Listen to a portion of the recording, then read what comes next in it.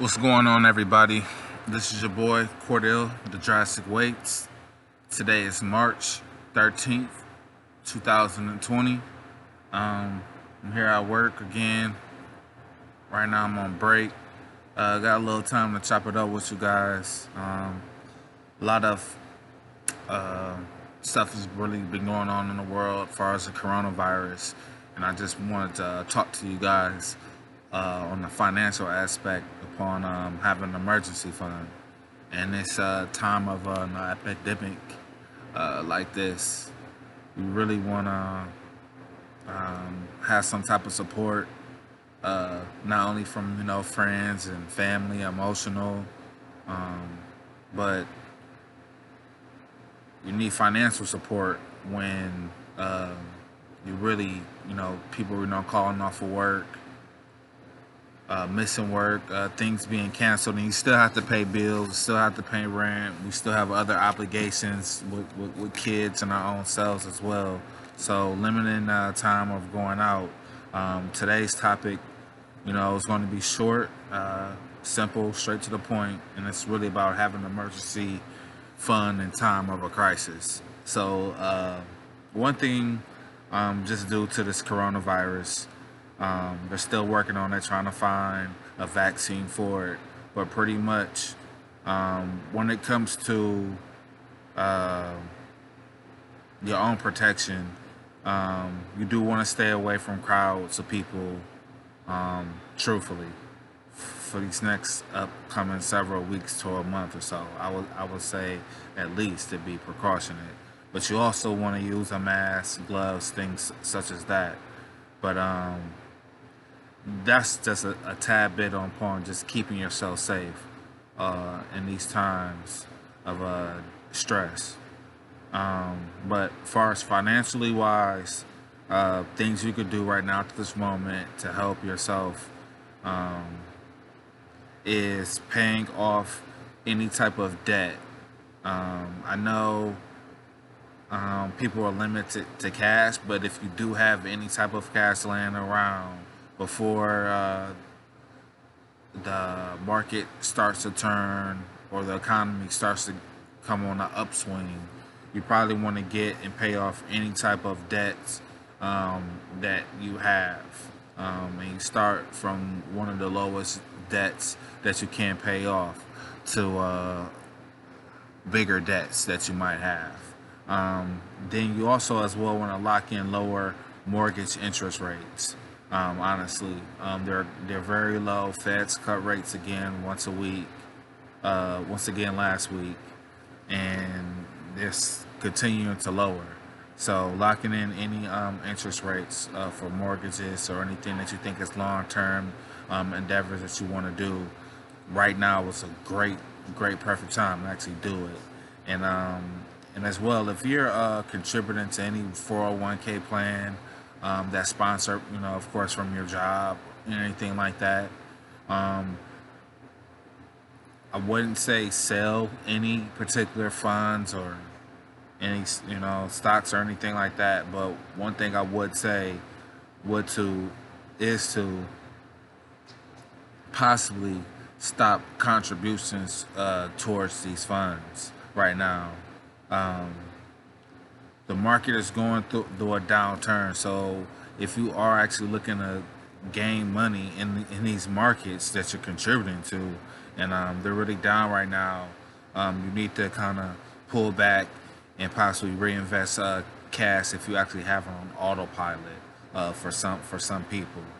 Um, but right now, I want to jump right into having an 8-month emergency fund. Is something I personally recommend for anybody um, who's really serious upon building a financial future for themselves and want to stay out of debt and want to be able to have an opportunity to invest, not only in themselves but as well as in the market to have their money work for them. So there's other theories on it to having 3 to 6 months, but my personal opinion, when you have an epidemic like this that we're going on right now in the month of March of 2020, with this coronavirus, 8-month emergency fund to me is sufficient, just due to we don't know when the time frame of this happening, of when this virus of being cured. So with that being said, other obligations could come up. You never know what other type of emergencies could happen. The stock market, we're looking for that to actually improve and start to take more of a upswing pretty soon. But if you're just looking for the market for you to make your money, that's not going to help you right now. If you have your money in a retirement account, because you're not touching that money unless you have to pull it out of a retirement account, in which you'll face a penalty for doing so. And depending on how long it's been in that account, you might pay more tax for capital gains. So right then and there, you want to get with a coach and talk to someone when it comes to reinvesting money in your 401k, and as well as truthfully finding a way to actually have an 8-month emergency fund for all expenses that you have in a monthly basis. So you want to take whatever amount of money that you have in a monthly basis that you have to pay on bills, on everything, and you want to multiply that times 8 months, and that's how much money you should have ducked off in some type of either savings account that bears some type of good interest, at least at a modest 1 to 2%, because interest rates, like I said, are very low. But if not, a money market account, which actually usually pays a better interest rates than any checking or savings accounts. And not a CD, because you can't touch that money. It's not liquid. It's locked in for a certain time frame. And like I said, same thing with that. You'll pay a penalty if you pull the money out before maturity. And usually the way that you get to this 8-month emergency fund is you usually pay yourself first instead of paying bills. A lot of people have things confused by thinking they have to pay off their mortgage, their cars, other houses, other obligations, take care of the kids. But really, the first thing that you need to be doing is you want to put 20% of your paycheck. You want to put that into, like I said, a money market account that earns, like I said, at least a modest 2% interest for yourself. Like I said, once again, you're still taxed, depending on your tax rate they withhold 15%, usually some employees, sometimes 18%, depending on your situation. So Uncle Sam is getting his 15% guaranteed, 15 to 18%. Depending if you're a small business owner, if you're just a regular employee, like I said, you do pay employer's tax if you're a business owner. But if you're an employee working for someone who's giving you a paycheck every week, then like I said, you could put money up towards your retirement on a conventional level when we're not having a distressed time like it is in the market due to this coronavirus. But 20%, if you can match that 15%, I could say that's even great. But if you're financially stable, paying yourself 20% first is great. So like I said, right there, and like I said, any amount of money that you really pay off bills and for normal expenses that you usually have in life, you only want to use half the amount of money that you receive. So half the amount of money that you want to use should only go towards bills, daily expenses, just life.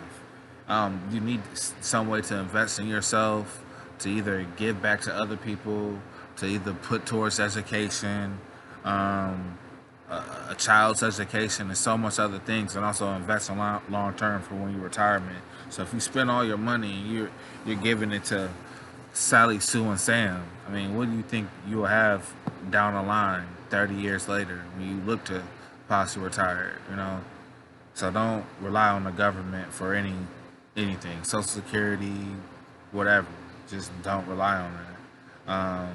So the first thing to say you got to do is just get on the budget, know what your monthly income is, how much you need that you actually pay on expenses, multiply that times 8. You'll find your emergency fund. The best way to do that is, like I said, you want to put up 20% of your paycheck if you're able, and you want to pay yourself off into a money market account. So therefore, you can potentially invest.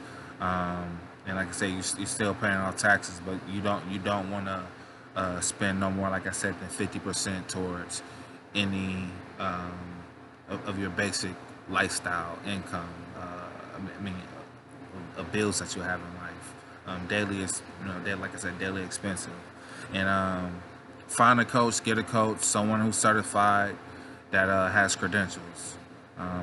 There you have it. I'm Cordell the Drastic Weights, and you've just been schooled.